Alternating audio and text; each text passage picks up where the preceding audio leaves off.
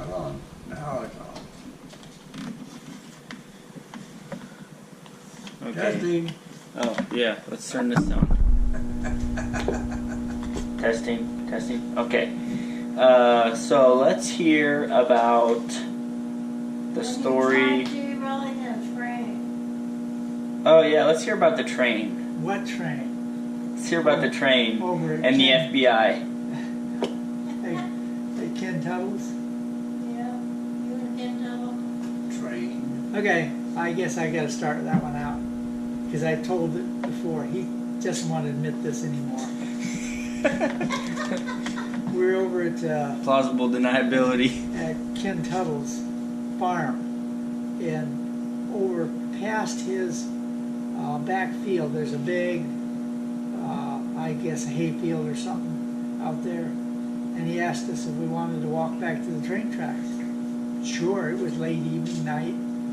We hiked across that field and back to the train tracks. And back there, and we're thinking, hey, wouldn't it be fun to pile rocks on this track? You remember that? Mm-hmm. Oh, yeah.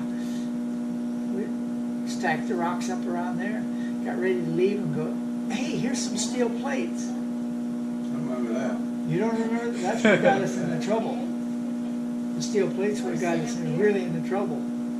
We saw them, we set a couple of them up on the railroad tracks. They'll make some noise when the train goes over. They're kids, you know, 4 boys, 5 boys. There's 5 of us at that time. Our cousin and the 4 of us. And so we laid a few of those metal plates up there and then hiked back across that trail. We got about halfway back and we decided we better go back and take those plates off. That could be dangerous. Turned around and headed for the train track again, and the train whistle blew. No turning back. We're going home. Them steel plates are staying. I think it was a couple of days, but maybe the next day after that, because the train didn't go by until noon the next day. We didn't know that it was stopping in town. As far as we knew, it was coming down the tracks, and it was going to make some noise. And so we didn't go back and remove them. And then a couple of days later, because apparently the FBI come out, and the tracks across the field led him right to his house. There was no other tracks where that gravel and plates were sitting. So they went over there and found out our cousin was in the theater. So the FBI showed up at the walk-in theater in town and called our cousin by name out. And he didn't hesitate 1 second to point us out. He wants to be alone. And so we were up I think we were up by the barn when we saw this black car pull into the driveway. And the first thing that came to our mind was FBI. Sure enough, it was the FBI. And they wanted to know if we were there. And there was no denying it. I mean, if they can find you, you don't deny it. But I had nothing to do with putting the plates on there. I was just following my brothers. Right. I was probably just as eager to stack stuff on it as they were. But then we had to go before the judge. That was scary. I don't know if you remember that. You want to make any comments? Not really. I don't. You're filling in good. He didn't have anything to do Donnie with that. did it. He didn't have any. It was all me. Of course, being the youngest one, you get mercy from the judge. And as far as we know, it never went on our records. Because when I went in the military, they check all of your past. And I got a security clearance. So we didn't do what we said. That was all just a story that we made up to entertain you. Right. What are you laughing about, Brian? Yeah, right. I believe you as far as I can throw you. It's too long. I wouldn't want to Too long ago. talk to you. What is that? It's out of the judicial time limit. Yeah, it's past Yeah. the grace period. Yeah. But anyway, the judge. We saw the judge, and if there was anything that was going to follow, we'd have known it quickly. How about neighbors having that fruit trees in the up from us on the farm. You mean That nice pear you trees. mean the pear trees and the highway that drove by there? And the school teacher that drove by underneath and got some pears in his We wanted to windshield. make sure that we offered some of the pears and stuff to the passing cars. How does that sound? That sounds awful familiar. Didn't have windows rolled down.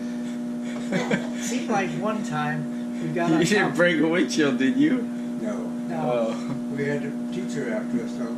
Oh. Seemed like one time we crawled on top of the steel bridge that went over the Spoon River, and there's stories about the Spoon River too. They crawled on top of that with berries. You're not hiding. You think you are. You're not hiding on there. They can see you when they're coming up there, the 2-lane highway, and you're plucking off berries to splatter on the windshield. We were kids. Don't let your kids do any of this stuff, because they are not tolerable now as they were when we were growing up. Well, I remember me and Aaron and Jacob and John throwing snowballs at a school bus that went by, and They're not in the screen. That's just as well, because yeah. we don't want them to see We your face. threw some snowballs at this bus, and it slammed on the brakes, and we went running into the backyard, and we hid in my Bronco, and we were probably 13, 12, or something like that, 14, 15, and next thing we know, we hear cop sirens and police dogs, and we were like, what is going on here, you know, and we were scared to death, and we were in the Bronco, and then we finally, you know, built up the courage to just go out there and fess up, and then we went out there and to see what was going on, and it was actually just like a drug bust down the street. They were busting the crackheads, and we thought they were all after us, but man, that had my heart rate up there pretty high. Makes you think about doing it Is there again. adrenaline? Yeah. Well, you never know if it's a snowball or a rock, really. Yeah. So it'd be risky. That was some of our bad experiences. Let me tell you about one of the good ones. One of the neighbors was going to host a party down by their lake, and we had ice skating that we were going to be doing. And so the night before, I don't think Everett was involved with this, but I think Jerry was. We went down there to the lake. We went out to this post, which is about 50 to 100 feet out, and the lake was only 4 feet deep. It was just a mud hole. So you weren't going to just totally drop out of sight. You just dropped down to about your chest. And so we chopped a hole in the ice around that post. And we knew it wasn't going to be froze up by morning. So we went down there the next day for the party. We challenged a race around that post and back. And then they closed the party down. So it didn't benefit us at all. One kid got wet and we drug him out, but we never told them about the hole in the ice. That wouldn't have been good. Yeah. Did they fall through? I think one of them did, or it cracked and he got his feet wet or something. They thought the ice was Sounds like we're a family of pranksters. Oh, you know, you grow up and when you're in a group, it's bad.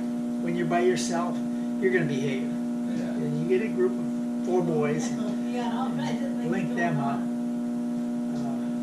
I remember. Starting to get into mischief. I remember when Jerry and I were teenagers, had our own cars.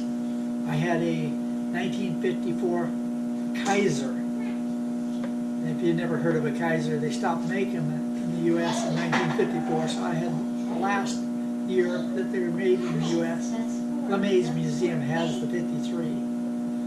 But the Kaiser had been modified, the shifting. So they were on the column. Some kid had had it before and he put it on the floor. It was a 6-cylinder, like real powerful. And a friend of mine wanted to race me, and he had an Olds with a straight 8 in it. So I knew I had no advantage on him. So I says, okay, we race in reverse. That's a little harder to steer. Easy to lose control. When he was about a block and headed down in reverse, I knew I'd lost the race. But But I didn't think he'd be able to control his at a higher speed. I figured he'd lose it. Another kid challenged me to a race when I had my Pontiac. No, it was my 58 Ford convertible. Challenged me to a race in the fall of the year after they plowed the fields or cut the corn down and stuff. I said, okay, I choose the racetrack. He goes, okay. So I took him out to this cornfield with nothing but mud, raced him to the other end. My convertible had a V coming out over the front hood and touching as it come over the windshield, so I had a V to look out when I was racing. I don't know if he had anything to see out of because I was showing mud. And I got back home and I saw him in our driveway, and I knew not to stop. When he was in my driveway, I just went on by. Because no, not a good time. He's still mad. But he lost the race. That was I think that was the only race I won.